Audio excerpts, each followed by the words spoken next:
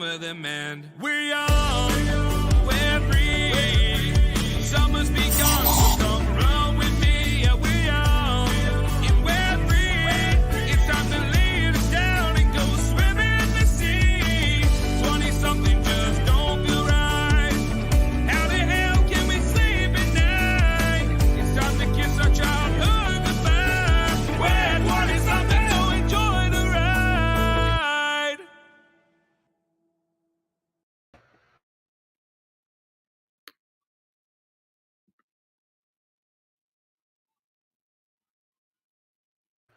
I swear I unmuted that. Welcome back to 20-somethings, everyone. For our second episode, I'm Melissa, and I'm going to be your moderator today. If everybody wants to introduce themselves. Hi, I'm Abby. I'm Robert. I'm Maya. My name is also Robert. I'm Maddie. And we're going to jump right in. And today, our first topic is Patagonia and how they're selling the company. After a half century of the company being founded, they're transferring their ownership to a specially designed trust and nonprofit organization. And all of this has kind of started to come out after a lot of issues with like the rich and kind of how that's been handled and how the limelight has kind of been on them. And he's hoping that it's going to influence a new form of capitalism where it's not a couple people that are super rich and everybody else is super poor. If anybody has any thoughts on that. Yeah, I'd love to start on this topic because I personally, I love Patagonia as a brand. And, from when I first, heard about them, their big thing was that they were, the reason why it was more expensive is because everything is, made, to not hurt the climate. So I think this is really cool. Basically, there's, no shareholders anymore. No one's making money off of Patagonia. Everything's either going to making more, clothes and stuff, or it's just going straight to, fight climate change.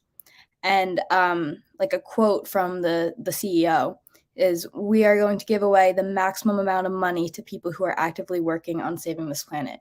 And I think that's great because I think this is really what we need. It's a step in the right direction. Obviously, ideally, this would inspire other companies to do the same thing. Whether it will is obviously up for debate. But the cool thing is that this CEO founded the company because of his love for nature and all of that. And, when you do stuff like this, it actually shows that it is about that. That is the purpose of the company, is to help the planet. And it's not just another business that you just want to get richer and richer. And I think what he's doing is great. And it's a big step in the right direction. Yeah, so I definitely agree.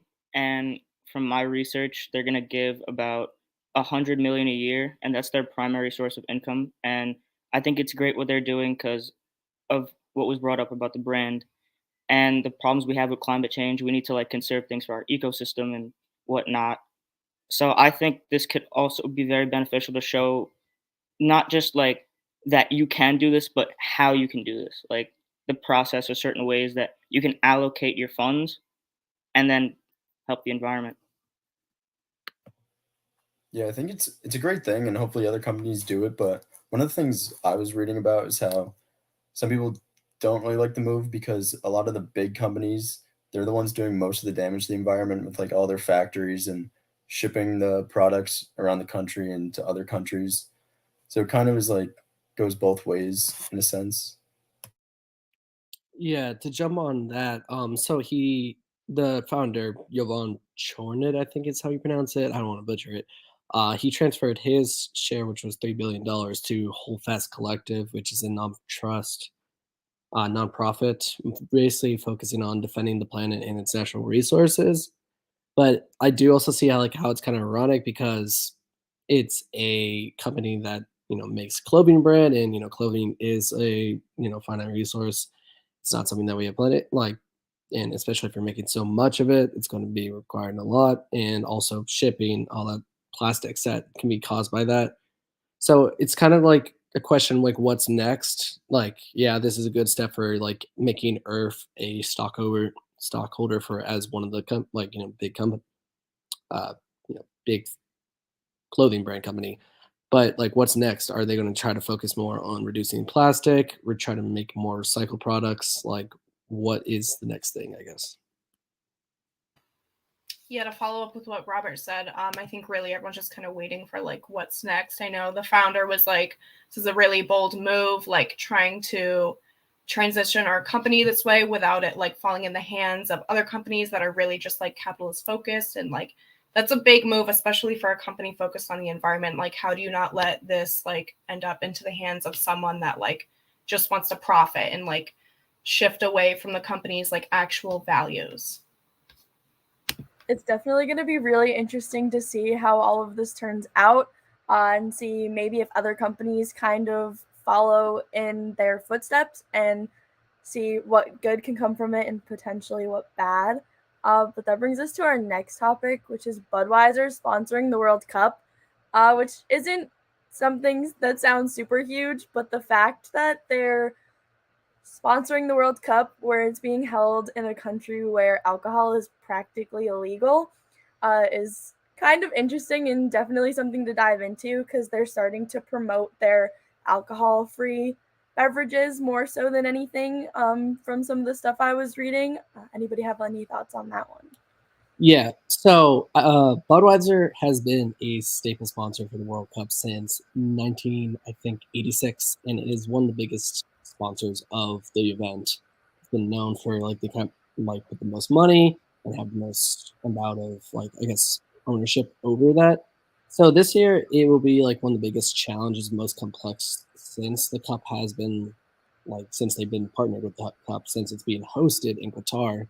In Qatar, which has a zero tolerance for public drinking and public intoxication, and just in general, it's really kind of shamed upon to drink alcohol because the Qatar is a majorly Muslim culture and is a respect towards the religion to not drink as much. And so Budweiser aims to respect that, which is kind of expectations because corporate social responsibility, but also like they really are just trying to avoid as much backlash. So they're focusing on solely their alcohol-free products.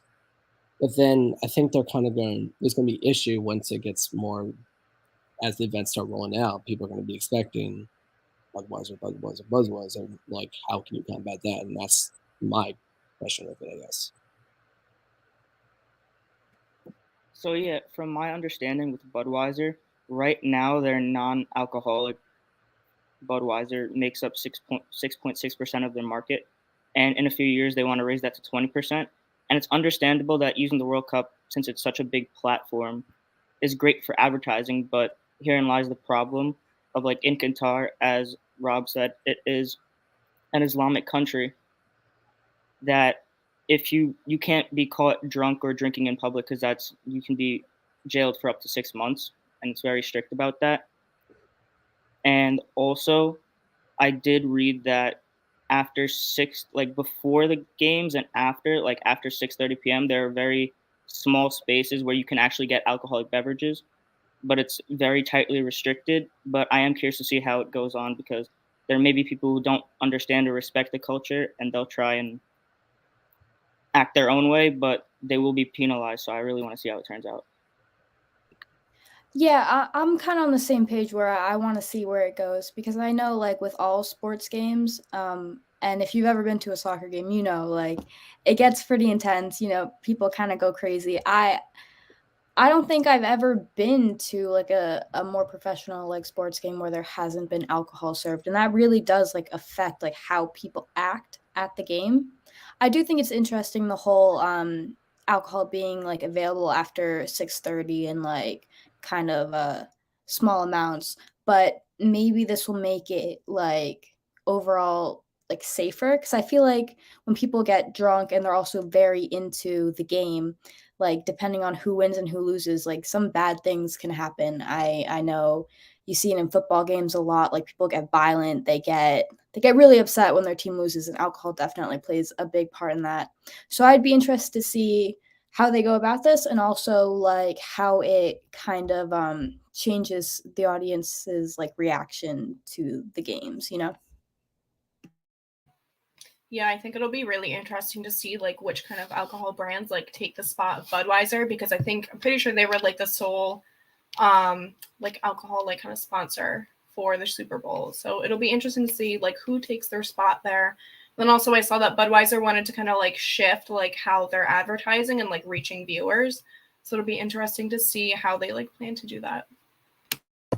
Yeah, going off what Abby said about how there's always alcohol prevalent at sporting events, I do think Qatar is lessening like the restrictions for the World Cup just because of like um what's the word? Like how much they're gonna sell and how much profit they would lose if they didn't sell it. So like Maddie said, they are gonna like sell it outside and just gonna be more restricted than it usually is. Yeah, to bounce on that, they are like right now they're advertising as just like an inspirational message, not even bringing up any sort of product. They're just using like known players. But actually, another thing is they're leaving out the USA out of it. So I guess it's kind of like an interesting thing where because they know USA's are like one of their biggest sellers for alcohol. So I guess they're kind of embarrassed about it a little bit.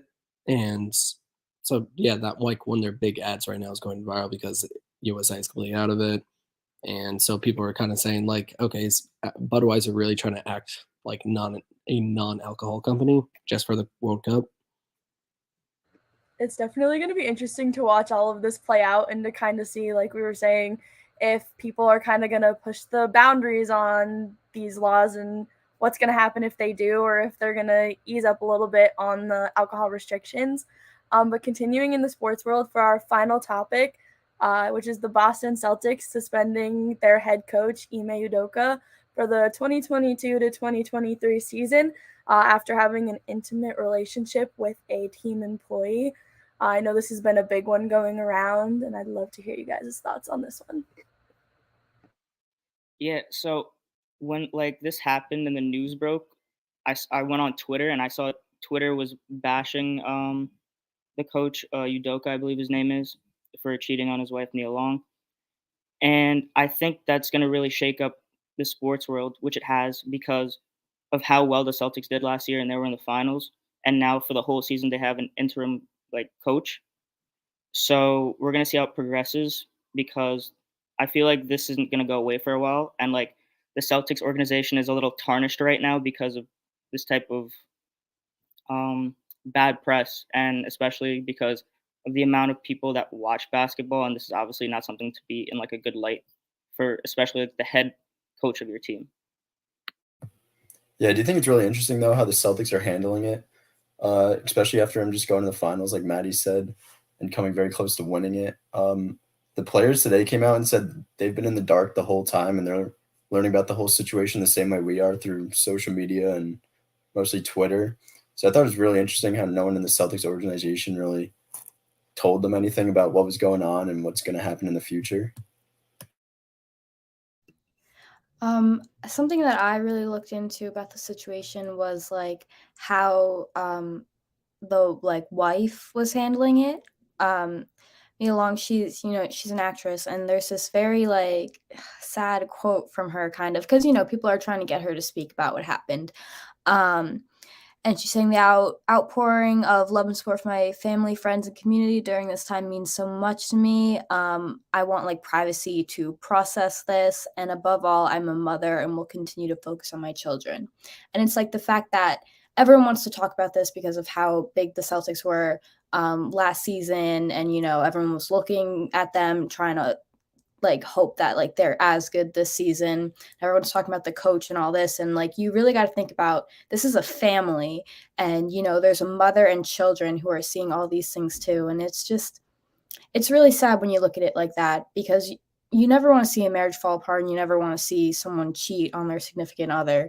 But like when it's this publicized, I can't even like imagine what she's going through. Like everything's just being aired out and put in all these articles, and I really hope that she does take time and privacy for her and her children to, heal from this.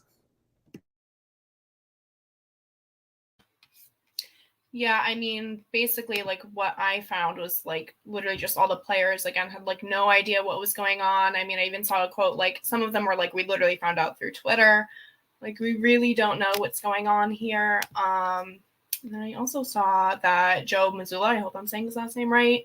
He's like an assistant coach, I believe, of the Celtics, and he's going to be taking the place as head coach. And it was interesting. I kind of like found some background info on him. He like previously had 2 disorderly conduct charges, and I guess that was like a really controversial piece. But again, like with a whole team, I know they all were saying like we kind of like built up this whole thing, and now we kind of have to start from scratch. So that's a lot to kind of process on all ends. Yeah, for me, my whole thing is I've been watching like the reports in terms of like the person he's had the affair with. Unfortunately, I didn't get her name, but reports are saying how like it started off originally saying like the relationship was consensual and it was both sides were going for it and all this stuff, and now she's starting like to blur the lines a little bit, kind of saying like maybe she went on to her first, was kind of aggressive with his comments, and kind of made her in the position of power, like power dynamics, and kind of said like he forced himself onto her. So I don't know, like my thing is like where's the truth, and is it at some points just being news as more press, or is someone trying to defend themselves, or it is like was she originally just trying to defend him in his career and not try to ruin it? But it's an interesting like thing for me because I really just kind of want to see like as time will go on, like will the press more go down like downstream in terms of like they will go at each other saying like this relationship was never like consensual or anything like that, or will they just try to like leave it by and let it ghost? It's been really interesting to see, like Abby was saying, how many people this has affected, and it's one decision from 2 people, and how many people it's affecting, family, the team, everything. It's going to be definitely interesting to see how much it affects in the future once more information comes out about it. If the person the affair was with, the name comes out, and what kind of backlash that might bring, if he's going to come back again next year and how that's going to go. But that's all the time we have for this show. Thank you everyone for watching, and we will see you back here next week for episode number 3.